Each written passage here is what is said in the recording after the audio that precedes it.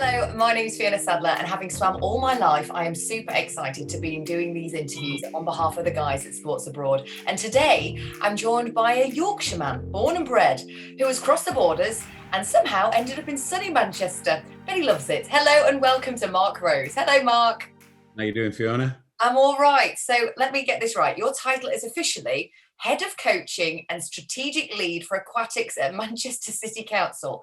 It's a mouthful. What does it exactly entail? It is. Well, basically, it entails leading the strategy on all aquatic sports in the city, making sure that we've got a good pathway for the local residents to go through the club systems, be that swimming, polo, even diving now. And that's an overview, if you like, of the strategic stuff. But obviously, he's also head coach of the performance program within the city. We oversee the community clubs as well. We work as one sort of network of clubs, if you like, and share resources. With your position, you have nurtured and coached so many athletes to success. What is your secret with that? Well, I'm not sure it's me that's done it. I think it's actually the environment. And I think all the programs I've coached at, and I've been head coach in 3 teams since the late 90s, a small community club that went on to be getting 6 medalists at national championships in the late 90s, early 2000s, to start in Deventio Excel in 2002. And then I was lucky enough to go to Manchester. And each one of those programs has produced international athletes. And I think that my vision and my coaching philosophy is based around empowering people to be intrinsic learners. So we're not a program where if you were to come in the water with me, Fiona, I wouldn't be telling you what to do every moment of the session. Mm-hmm. It'd be, these are the outcomes. These are the sort of things you might want to try while we're doing this session. Let's see what works for you. And you tell me what works for you. And we'll work on that between us. Well, I don't know if there's enough time to help me out with my strokes, but obviously you used to be a swimmer as well. What was your stroke? Oh, anything that was a short distance, to be honest, Fiona. I've not got the stamina, still not now. But backstroke was number 1, but I could turn my hand to 50 on anything really, and push 100. Not too bad in the time, but certainly no major games, which was a big motivator for me to move into coaching. I enjoyed the lifestyle as a swimmer. I carried on until I was nearly 30. It was just a few weeks before I was 30 when I stopped. And the only reason I did that is because I just loved that environment and that being different. And that's what I try and empower swimmers to do as well, is appreciate that actually the way we live our lives in swimming, some people may see that as a sacrifice, but it's actually a real privilege to spend your time doing something that you want to do, making yourself better as a person, as a physical specimen, as a psychological specimen every day is something that very few people get the chance to do. Exactly. And how have things changed through sport over the years? Because obviously you were an ex-international and you've seen so many people come through. Are things very different now in the way that people train and the way that their mindset and things are, and the funding as well? I think the funding's a huge issue. I was lucky enough to get a little bit here and there in the latter stage of my career. And that probably helped me carry on swimming for a little bit longer and mentor some of the athletes that came through. And, we have people training in our club like Joe Roebuck that went on to Olympic Games that, that definitely benefit from having those senior athletes in the program. I think that we went through a stage in recent years where people didn't stay in the sport long enough, probably in the mid 2000s through to relatively recently. But I think the seniors now are really staying on. So that's a big difference for me. I'm seeing more seniors staying in the sport. There are other opportunities, and it's not just about a ribbon and a piece of metal around your neck or a tracksuit on your back. People are seeing the opportunity of the ISL that's online now. And we have athletes that we talk to, not just from the ones that I coach, that their motivator is not to go to the World Championships and go into Heat 2, Heat 3. It's actually to go to the ISL and race internationally week after week after week through an autumn season. They'd rather do that than go and swim one race in a World Champs and be dismissed as an also-ran, when actually they're very valuable in this sport and very valuable to their teammates. So that's something that we're in the throes of a change now, Fiona. Obviously, we were really excited. This year had loads of promise with it being 2020, an Olympic year, but COVID came and thwarted all that. What is your strategy for getting your athletes back to best? Because obviously this has never happened before. And over the summer, they had a lot of downtime. How did you get them to remain positive and to kind of get them up to back where they were pre-COVID? So we took a different approach to the lockdown. We had a guess it was going to last 3 months.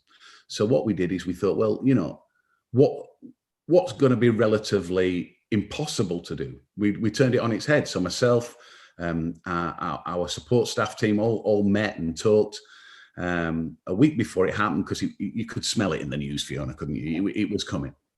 And it was right. Well, physiologically, the aerobic gains on land don't transfer to water. You can run a marathon, but you can't swim 500 meters. Yeah. It's very different aerobic fitness, and that hypoxic element is a very crucial part. So we decided to ignore aerobic fitness. We decided that actually we can't do anything that's going to transfer, and all that's going to do is put people in a negative energy state and deplete them physically and emotionally. And that was a crucial point, Fiona. Emotional fatigue, big change for young adults and school-age children at that point, and people underestimate what that emotive fatigue would do. And then what we did is we got all the athletes in the squad to look at where was their weakness, and not as regards to, oh, I think this is what coaches wants me to say. We got them to go away and go, which is the absolute garbage point in your swimming? I don't care what that is. And that could be that you panic as you're going into a call room. That could be that, oh, well, you know, I'm a 200, 400 meter swimmer, and I'm rubbish off the walls. I'm not explosive enough. And I never, and a lot of these people will come back and go, and I never will be. So what we did, the S&C, the biomechanist and myself just went, well, do you know what? Let's have a go. We got 3 months. Yeah. So we had people, and Chloe Golding's happy with me sharing this story. She's currently at the ISL at the moment, racing. And her lockdown goal was to improve her absolute raw speed, because her best 200 backstroke, 204 short course, she went 62.4, 62.1. So to split like that is pretty extraordinary. But she wasn't getting out there fast enough to be able to drop further from that. So we just did explosive stuff that only lasted 10 seconds with shed loads of rests, and did that for 3 months, twice a week, and based the whole week of land work. And we did multiple Zoom land training sessions. They had a microcycle, a weekly plan of training, just like they would have if they were swimming. And we kept that, but the focus points, instead of being the aerobic, the threshold, the VO2 max stuff, it was really explosive. And they found it very uncomfortable in that first few weeks, but got some gains. Yeah. And some people, I've got one boy called Jamie Ingram, and he's not a boy, he's about 6'5" and 16 stone. But, you know, he has made massive changes on land, and we're just starting to see that transfer into the water. Brilliant. So instead of seeing it as a negative, we decided to use it as a chance to do something that in a normal swimming year, we just wouldn't have had the guts to do, to sacrifice all the aerobic fitness and work on something different. That's amazing. And obviously, if we're looking forward, hopefully towards some positivity as well, I bet you cannot wait to go forward with a Sports Abroad camp and get yourself some sunshine on your bones, can you? Absolutely, absolutely. And it's not just about the sunshine, it's that opportunity that a camp gives us. And the work with Steve over the last couple of decades has been crucial in the development of the culture of the teams that I've run. And it's just, you can't put a value on it. And yes, we've already got a short list of places we want to go. And it's because we know, because Steve's done the background work, he's done the legwork, we will talk to him about, this is the sort of stuff we want to deliver, why we want to deliver. These are the stuff that's not that important, but these are the non-negotiables. And that's where Steve comes in absolutely crucial in that for us, and has done for me. I think early 2000s, we started doing stuff with Sports Abroad. And it just takes some of the stress away. And actually, it's sensible as regards to resources, because if I had to employ somebody to do the background work that Steve does, it would cost me twice as much. I know the swimmers all love it from like a social perspective as well, but what's the difference between going on a Sports Abroad camp to maybe just being in your local pool and doing, what you do sort of 3, 4, 5 times a week normally? So a well-run professional training camp has massive benefits. The first thing that jumps into my head is it's that environment where it's all about the swimming. Mm-hmm. So you go on that camp and it's not worrying about what I've got to sort out for my tea and what the commuting and everything else that you get when you're in your normal home training base, and the normal life stuff that gets in the way of actually being all in. Yeah. But a well-run training camp, and it sounds small, but this is where that background work from an operator as good as Steve comes in, right? So making sure that when you sat in a dining room, all your tables are together. Mm-hmm. And it sounds tiny, but that gives an additional at least 90 minutes a day of informal chat, banter, as people call it, whereby you've got team building going on. Yeah. You've got open, honest reflection and questioning of what's going on. You've then got sight of the fatigue levels of athletes. As a coach, this is now, you can see how quickly they eat. And that's a big marker for the psychological fatigue of an athlete. Yeah. It's also then you go down the next support service, nutrition. You can watch the choices they make and then question those, because you might think, oh, actually, he's having a slice of pizza. Why is he doing that? He's an athlete. Actually, he may have come to a decision where he needs that slice of pizza because he feels depleted and he's done a 6K VO2 max type set. And that opportunity to instantly question and go through it is absolutely crucial. And that we're only talking about meal times here, Fiona. Yeah.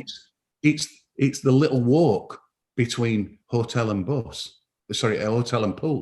And it's the hanging around with those athletes. It's walking behind them, watching whether they're slouched, watching the gait of the walk. See, I want to go fast this morning. If the gait's poor, if the hips are hard when they're walking, if they're landing heavy-footed, if they're slouched, yeah, all those things, you don't get that time day to day. Yeah. And also, you build a picture up. You get to know them better. You get to hear about their lives more away from training. And any coach, no matter how good they are and how embedded they are and how hard they try, just don't have time. We have 16 athletes in our performance squad. If I were to spend the time at home with 16 athletes and then try and come home, look after 2 kids and deal with the garbage that normal life brings, there's just not enough hours in a day. But when you've got 7, 14, 21 days we've been away for in the past, in with them all the time, it's absolutely invaluable. So they're the things you can't put a value on. The other things that you talk about are crucial. You talk about the social side, the time that those athletes can mess around together, take the mickey out of each other.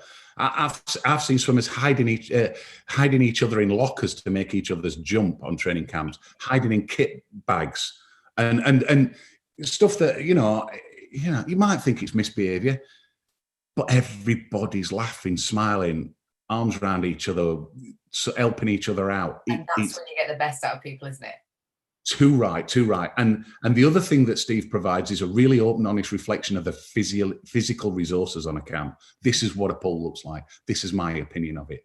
These are the type of lanes. This is the blocks. This is what you've got. And this is where his knowledge of the venues and his up-to-date knowledge as well is crucial, because he'll often tell us, actually, this thing's changed there, just so you know if you're thinking about anything in the next few months. And that's why, for us, it's a non-negotiable. The vitamin D positives for us as Britons are huge. And I've seen so much difference from swimmers training outside 2 or 3 times a year to not doing that. Wow. The fact that they are more resilient, they have less colds, coughs, illnesses away from the water throughout the rest of the year. And if I'm honest, I don't understand why, but my experience says it just works. Yeah. It just works. And we like to start the season off with a camp, because I think that it puts everybody in that place where they get through that first couple of weeks and they do get some sunshine on the back. They've got fresh air in the lungs while they're building that first stage of aerobic fitness up. And it makes a huge difference. It really does. And again, my other favorite is over the New Year period, because what's the point when every human is a bit down in the dumps? Yeah. You know, it's that Blue Monday, early January, isn't it? You know, and if you're in the sunshine, training, living your life as an elite athlete, hey, what better way to spend it? Yeah, there's no better way, is there? If only I was an elite athlete. What is your favourite place then that you've been? Is there a destination that stands out to you that you think this is fantastic and we definitely want to go there again? Do you know what? I would find it hard to have a favourite, but I've got a number of different places that I've got for different reasons. I think Colella is one of the best go-tos for pretty much anything. Cheap flights to get to, the accommodation's inexpensive, the pool time's fair, and it's got the most up-to-date FINA blocks, it's got the right ropes, there's plenty of space on poolside for land training. And you know, for young swimmers, if you're running an age group program, then it's really safe. It's a safe little town that's got little, for your time off, it's a good beach that's 5 minutes walk away from the pool.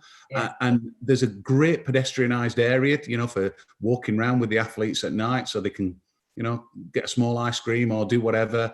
It provides a little bit of everything, does Colella. As regards to senior swimmers, there's a Tuscany venue that is absolutely awesome.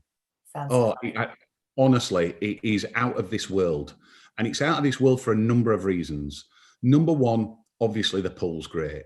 The grounds are set up so there's like loads of little bits of, looks like kids play stuff, but you've got chin-up bars, you've got, you know, places you can do loads and loads of circuit training. Muscle beach kind of thing, yeah. Absolutely. It's Tuscany's Venice Beach. Nice. And the kitchen, fresh pasta, fresh pizzas. Oh, it's fantastic. And it's surrounded by the most beautiful countryside. And I kid you not, when you're training and coaching there, it feels like your lungs are being cleaned. I explain it. It's just phenomenal. So I love that place. We've only been once there about 2 years ago. In fact, no, it wasn't 2 years ago. It was last summer. And we will be back because it had such a positive impact. Cyprus is a great venue. You know, he's got a couple of places. That's pretty good. The Canary Islands are good as well. And, you know, I don't think you can go wrong whether you're running age groupers or seniors there. So I think it goes down to budget and I think it goes down to time of year. And if I was honest, if a coach came to me and said, where would you go at this point? I'd probably say, pick the phone up to Steve and have a chat, because he'll know what the current booking situation's like, whether you can get what you want out of it. But that's the important thing for coaches. Know what you want out of the camp. It's not just a week away. If you just want a week away, you might as well go anywhere. And there's nothing wrong with that. Yeah. But for us, for a performance program that's trying to put people on national teams and then onto podiums, actually, we have goals at certain points for it. But yeah, Tuscany, Colella's a great all-rounder, and Cyprus and the Canaries, you can't lose with those. And even if you're just on a holiday, you can't lose on those. So adding the swimming to a swimmer is just going to be fantastic, isn't it? And do you ever get back in the water? Do you do any masters yourself or anything like that? At the back end of my career, I did some masters. I actually won world and European masters and broke a couple of world records. Wow. But since it got all in and I was on deck for 26 to 28 hours a week and then in gyms and doing planning, I can't do it without doing it properly, if that makes sense. Yeah, you're all or nothing. But, you know, just before we leave, it is tradition to take part in our final 5 meters. And as a coach, obviously, you'll know that there's the importance of the final 5, the focus, the big drive. So I'm expecting a flurry from you, Mark. Okay, 5 questions to round it all off. 3, 2, 1, go. Are swimmers, in your opinion, generally better swimming in the morning or in the evening? Aerobically in the morning for speed, and anaerobically in the evening. Okay, best personal achievement for you in the pool? Oh, best personal achievement. Captaining England on 2 occasions. Oh, well done. And if you had to eliminate one of the 4 strokes, which one would it be? Oof. I don't know. Get rid of breaststroke. It's useless. I hate it. I'm going to say freestyle, because nobody will say freestyle, and I like it. Okay, best training aid to give you results and improve your stroke? Heart rate monitor. Really? And best piece of advice that you were given or that you would give now? Be an intrinsic learner. I like it. We've ended on an air of mystery, Mark. Thank you so much for taking the time to speak to us today, for giving us loads of information, and to also, keep us positive during these COVID times. Hopefully it won't be too long before we're all back in pools again. Absolutely. Great to chat. Thank you very much, Mark. Take care.